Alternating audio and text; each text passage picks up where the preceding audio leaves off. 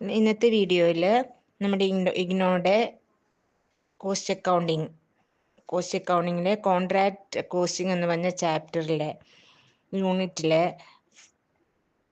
4th exercise problem ആണ് ഇട്ടിരിക്കുന്നത്.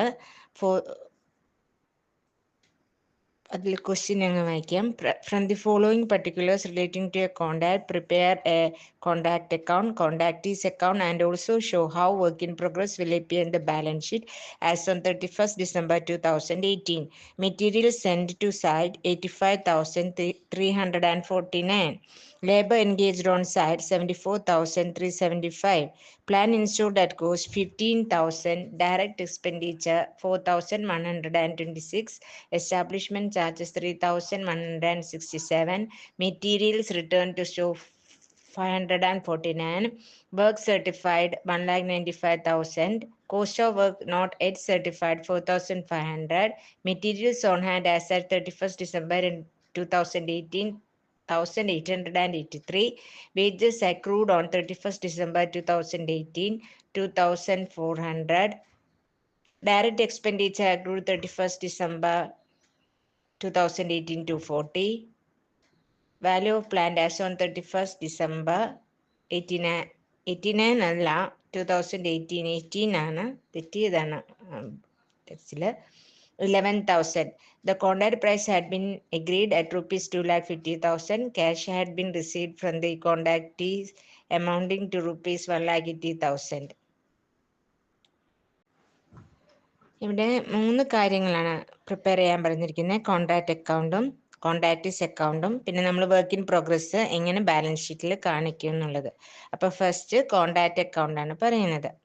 Contract അക്കൗണ്ടിൽ സാധാരണ നമ്മൾ ഡെബിറ്റ് ചെയ്യേണ്ട ഐറ്റം ആണ് മെറ്റീരിയൽ സെൻഡ് ടു സൈറ്റ്, പിന്നെ labour engaged on site, plant installed at cost.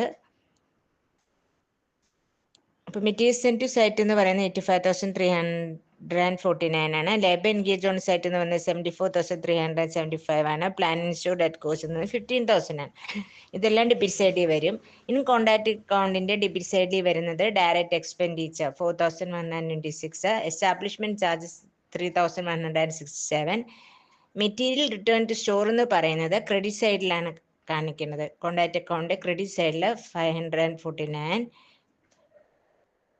പിന്നെ ഡെബിറ്റ് സൈഡിൽ വന്നിരിക്കുന്നത് wages accrued 2,400, direct expenditure accrued 240 ആണ്. ക്രെഡിറ്റ് സൈഡിൽ material return to store 549, work certified 1,95,000, work uncertified അതായത് വർക്ക് നോട്ട് എറ്റ് സർട്ടിഫൈഡ് 4,500.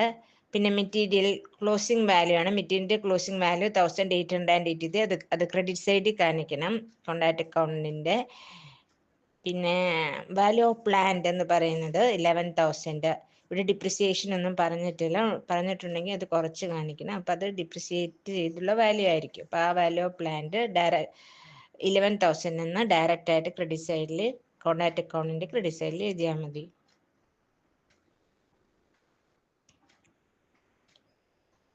അപ്പം നമ്മൾ balance ചെയ്തപ്പോൾ നമുക്ക് നോഷണൽ പ്രോഫിറ്റ് എന്ന് പറയുന്നത് 28,275 ആണ്.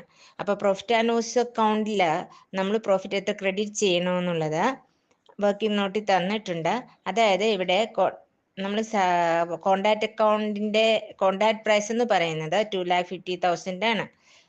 വർക്ക് സർട്ടിഫൈഡ് എന്ന് പറയുന്നത് 1,95,000 ആണ്. അതായത് കോൺട്രാക്ട് പ്രൈസിന്റെ ഹാഫ് എന്ന് പറയുന്നത് 1,25,000 ആണല്ലോ, അതിനേക്കാളും കൂടുതലാണ് വർക്ക് സർട്ടിഫൈഡ്. അപ്പം നമ്മൾ അപ്ലൈ ചെയ്യുന്ന ഫോമുലയാണ് 2/3 ആണ് എടുക്കുന്നത്. Notional 2/3 into notional profit into cash received by work certified. അപ്പം നമുക്ക് കിട്ടുന്നത് 17,400 ആണ്. അത് പ്രോഫിറ്റ് ആൻഡ് ലോസ് അക്കൗണ്ടിലോട്ട് ക്രെഡിറ്റ് ചെയ്യണം. ബാലൻസ് എമൗണ്ട് നമ്മൾ റിസർവിലോട്ട് എടുക്കും. പിന്നെ അടുത്തത് ബി കോൺട്രാക്ടീസ് അക്കൗണ്ട് ആണ് പ്രിപ്പയർ ചെയ്യാൻ പറയുന്നത്. അവിടെ അധികമായിട്ട് ഒന്നുമില്ല. നമുക്ക് കോൺട്രാക്റ്റിൽ നിന്നും കിട്ടിയ എമൗണ്ട് കോൺട്രാക്ടീസ് അക്കൗണ്ടിൽ ക്രെഡിറ്റ് സൈഡിൽ എഴുതും, ബൈ ബാങ്ക് എന്നും പറഞ്ഞ്. ഇനി ബാലൻസ് ഷീറ്റിൽ എങ്ങനെ വർക്ക് ഇൻ പ്രോഗ്രസിന്റെ വാല്യൂ കാണിക്കുന്നതാണ്. അത് അസറ്റ് സൈഡിലാണ് ബാലൻസ് ഷീറ്റ് കാണിക്കുന്നത്. അപ്പോൾ ബാലൻസ് ഷീറ്റിന്റെ ഒരു എക്സ്ട്രാക്റ്റ് ആണിത്, ഫുൾ ഇതല്ല. ബാലൻസ് ഷീറ്റിന്റെ ഒരു എക്സ്ട്രാക്റ്റ് ആണ്. അപ്പോൾ ബാലൻസ് ഷീറ്റിന്റെ അസറ്റ് സൈഡിൽ വർക്ക് സർട്ടിഫൈഡ് 1,95,000, വർക്ക് അൺസർട്ടിഫൈഡ് 4,500. അത് രണ്ടും കൂടി കൂട്ടുമ്പോൾ 1,99,500. അതിന് റിസർവ് നമുക്ക് റിസർവ് 10,875 ആണ്. അതായത് നോഷണൽ പ്രോഫിറ്റിന്റെ മൊത്തം 28,275 ആണ്. അതിൽ പ്രോഫിറ്റ് ആൻഡ് ലോസ് അക്കൗണ്ടിലോട്ട്